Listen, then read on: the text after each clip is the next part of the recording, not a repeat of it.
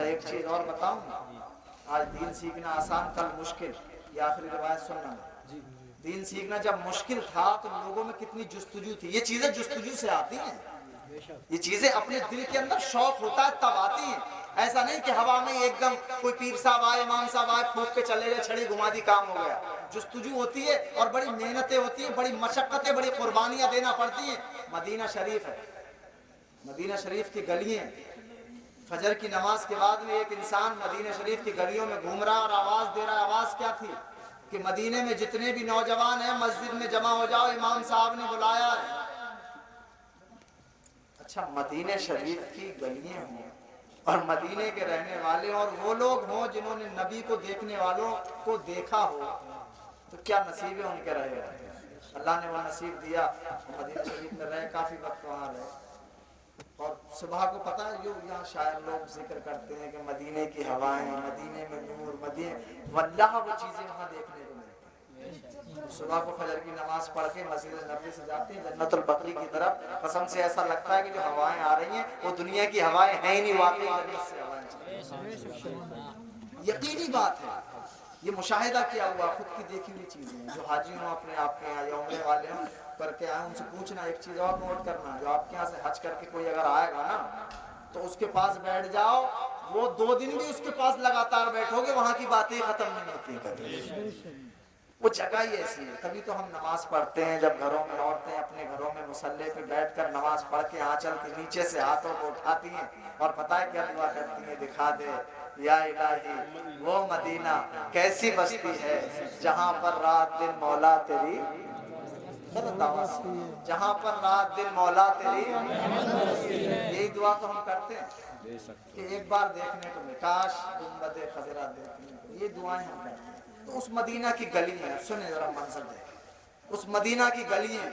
एक इंसान, और ये वक्त पता है कौन सा, खैरुल कुरून का वक्त है। हुजूर सल्लल्लाहु अलैहि वसल्लम को दुनिया से जाहिरी तौर पर विसाल फरमाए हुए ज्यादा वक्त नहीं गुजरा था। सहाबा इकराम भी तकरीबन जा चुके थे, ताबईन का दौर था। एक इंसान आवाज दे रहा कि सब नौजवान इकट्ठे हो जाओ, मस्जिद नबी में चलो।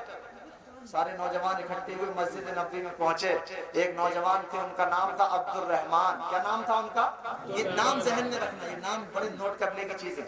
अब्दुर रहमान उनका नाम था। वो भी मस्जिद नबी के अंदर पहुंचे। जब मस्जिद नबी में आप पहुंचते, इमाम साहब खड़े हुए, खुतबा देने लगे, कहने लगे कौन कौन है जो दीन के लिए अपनी जान दे सकता है, सामने आ जाओ। अब्दुल रहमान फरमाते हैं, कसम से अगर हजारों की तादाद में लोग थे, सबके सब आगे बढ़ के आ गए कि ऐ इमाम साहब सुन लो, तुम तो ये एक जान की बात कर रहे हो, अगर अल्लाह 1000 जाने भी अता करे इस्लाम के लिए कुर्बान फरमा दे। सब तैयार हो गए जब जान देने के लिए। फरमाया जाओ अपने अपने घरों में सामान बांधो, फला सरहद पे जाना है, वहाँ जरूरत पड़ रही है कुछ नौजवान। सब लोग अपने अपने घर हो गए, सामान बांध लगे। अब्दुल रहमान जो थे वो भी अपने घर पहुंचे। अब अब्दुल रहमान जब अपने घर पहुंचे, सामान बांधने लगे। अभी शादी को कुछ ही दिन हुए थे, कुछ महीने। बीवी आ गई, कहाँ जा रहे हैं? कहा साहब तेरी शादी मेरे साथ हुई है, तेरे हुकूक भी है, लेकिन इस्लाम से पहले कुछ नहीं, हुजूर की अजमत से पहले कुछ नहीं। मोहम्मद की मोहब्बत दीन हक की शर्त अव्वल है, उसी में हो अगर खामी तो सब कुछ नामुकम्मल। का हुजूर की नामूस की बात है, मुझे जाना पड़ेगा। कहा ठीक है चले जाओ, लेकिन एक खुशखबरी सुनते जाओ जाने से पहले। कहा क्या खुशखबरी?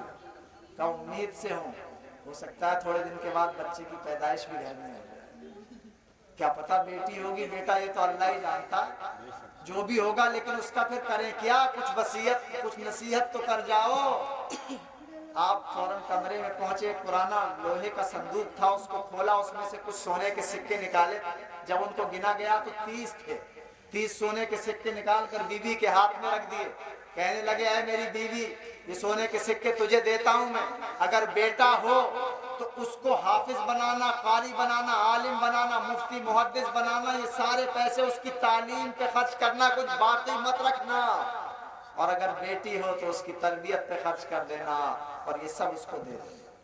कहा ठीक है। अब अब्दुल रहमान फर्रुख चले गए। आप पहुंचते हैं वहां से मुल्क शाम, वहां पर जंग हो रही है, लड़ाई चल रही है। इधर वक्त गुजरता गया, 4 महीने का अरसा गुजरा, इनके घर में अल्लाह पाक ने एक बेटा दे दिया, बेटे की पैदाइश हो गई। उधर से खबरें आती गईं, उनकी बीबी हर आने जाने वाले से पूछती मेरे शौहर अब्दुल रहमान का क्या हाल है।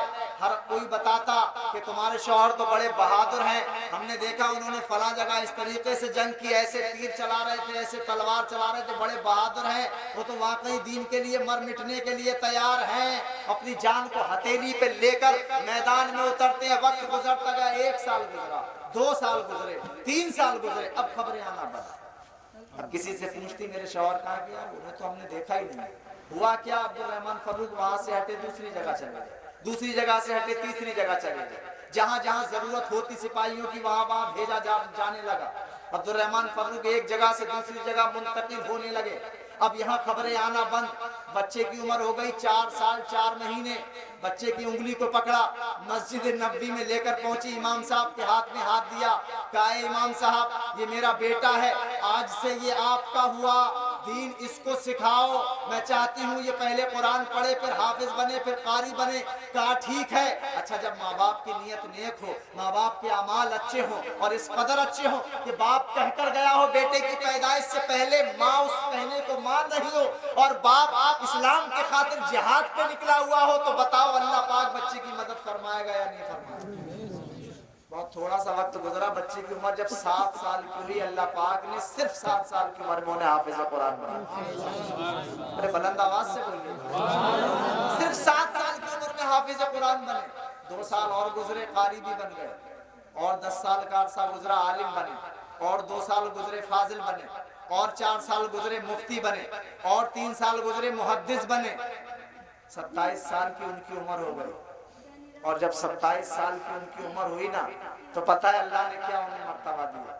आज हम यही तो दुआ कर रहे हैं मस्जिद नबी देखने को मिल जाए, उसमें 1 रकत नमाज पढ़ लें, क्योंकि वहाँ 1 रकत नमाज पढ़ने का सवाब 50,000 रकत के बराबर है।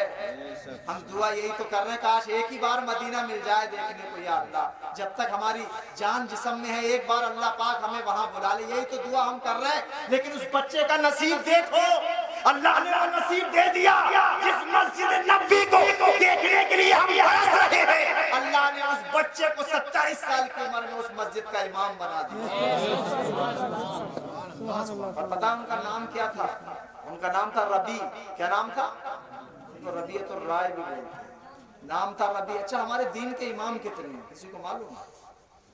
हमारे दीन में 4, हमारे दीन के 4 इमाम हैं। हम हैं इमाम आजम के मानने वाले, दूसरे हैं इमाम मालिक, इमाम शाफी, इमाम हम्बल। ये 4 हमारे दीन के इमाम हैं। जितने भी मसाइल हम पढ़ते हैं किताबों में फिक़ह के, वुजू कैसे करें, रोजा कैसे रखें, हज कैसे करें, ज़कात कैसे करें, ये 4 इमामों के ही लिखे हुए मसाइल जो इन्होंने अखज़ किए हैं कुरान व हदीस से। इन 4 इमामों को हम इतनी मजबूती के साथ मानते हैं कि सारे मसाइल इन्होंने ही लिखे हैं। उस बच्चे का मर्तबा तो देख लो कि जो दीन के 4 इमाम हैं, इन 4 इमामों में से 2 इमाम इनके शागिर्द गुजरे हैं। सुभान अल्लाह, 2 इमाम इनके शागिर्द हैं। 4 इमामों में से 2 इमाम इनके शागिर्द हैं।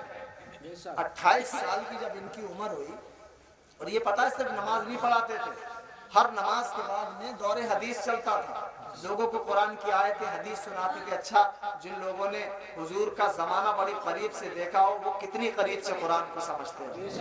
आज भी आपकी मस्जिद में या कहीं जलसे में कोई अच्छे आलिम साहब आ जाएं जो ठीक से आपको समझाएं, तो कितना मजा आता है समझने।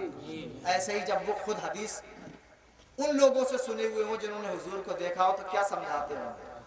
जब वो हर नमाज के बाद लोगों को हदीस समझाते थे, तो बड़ा उनका नाम हो गया। पूरी दुनिया में जहाँ जहाँ मुसलमान थे उनका नाम पहुँच गया कि मस्जिद नबी में एक इमाम है, नाम है रबीयतुर राय। बड़ा अल्लाह ने उन्हें इल्म से नवाजा है। ये जब उनका शोहरा हुआ, एक दिन 28 साल की जब इनकी उम्र थी, अपने घर से निकले, बस बात खत्म नहीं हो रही, अपने घर से निकले कि चलो ईशा की नमाज पढ़ा दूं। रात का वक्त था ईशा की नमाज का। तभी देखते हैं कि एक घुड़सवार घोड़े पे बड़ा तेजी से दौड़ता हुआ आता, और उसके बालों पे, उसके चेहरे पे, दाढ़ी पे, सब पे गर्दो गुबार रेत लगी हुई है, क्योंकि अरब में तो सब में रेती रेत है ना। वो रेत उनकी दाढ़ी पे, चेहरे पे, सब में, बालों में लगी हुई है। और घोड़ा दौड़ाती हुआ आए और घर के दरवाजे पे जब घोड़ा रोका, ये इमाम साहब निकल रहे हैं मस्जिद में नमाज पढ़ाने के लिए। वो जब इंसान आकर रुका, उसकी उम्र तकरीबन 55-60 साल की। घोड़ा रोकने के बाद कहने लगा, भाई कौन हो, इस घर से क्यों निकल रहे हो?